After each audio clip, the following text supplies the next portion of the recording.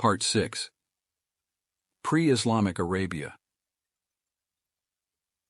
Concepts are often understood and appreciated by analyzing their opposites.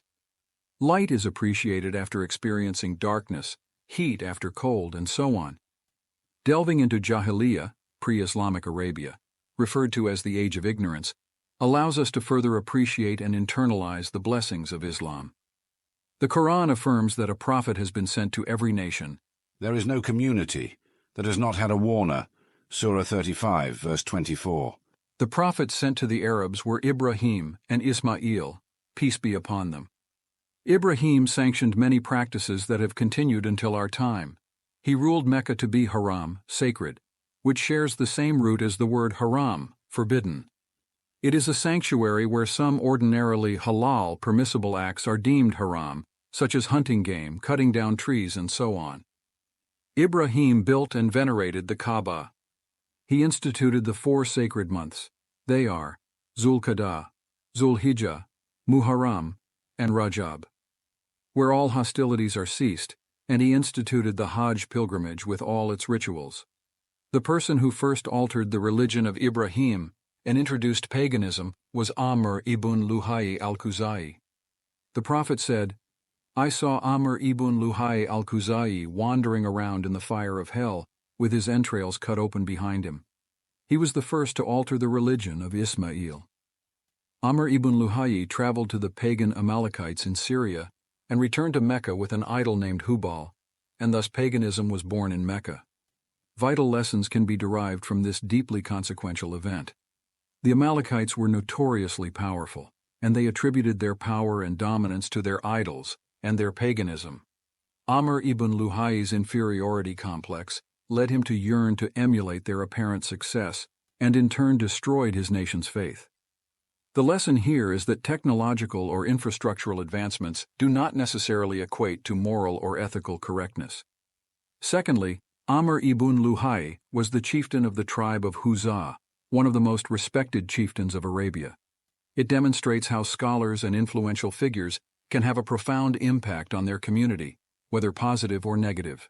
After the introduction of the idol Hubal, idol worship began to proliferate. Pieces of stone from the Kaaba would be taken as mini-idols and worshipped when traveling. It is pertinent to note that Muslims do not believe in the sanctity of the materials used for the Kaaba. They are merely bricks and clay. Rather, Muslims believe in the sanctity of the location. Neither the marble floor nor the clay structure or silk cloth of the Kaaba hold any sacred value in Islam. Abu Raja al-Utaridi narrated, "Before the advent of Islam, we used to worship rocks and stones. And if we found a rock more beautiful than the other rock we were worshiping, we would throw the first rock and replace it with the new one.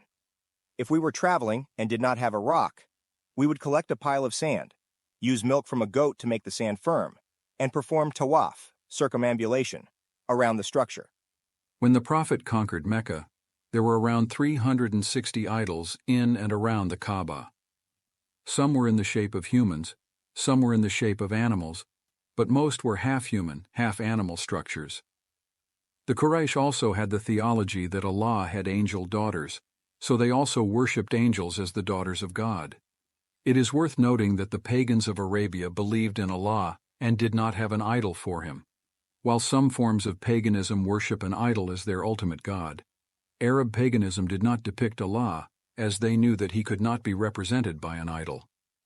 The Quran notes, If you ask them who created the heavens and the earth, and subjected the sun and the moon for your benefit, they will certainly say, Allah.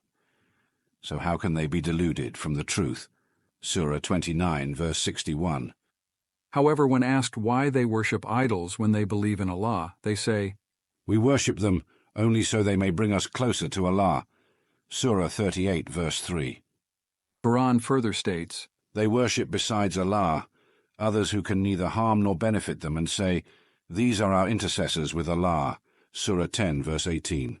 They did, however, attribute a level of divinity to these idols, believing them to be lesser gods in comparison to Allah.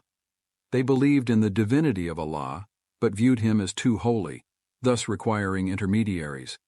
There were, however, a group of people referred to as the Hunafa, meaning those who turn away, that is, turning away from shirk, polytheism, and towards Tawheed, oneness of Allah.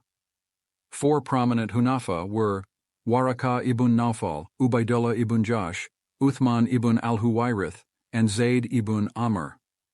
They made a pact to search for the true religion of Ibrahim in the form of Hanafiya. Another significant Hanif, singular of Hunafa, was Qus ibn Sa'ida al-Ayadi, who used to preach against idolatry. Hanafiya was the closest thing to Islam during those times.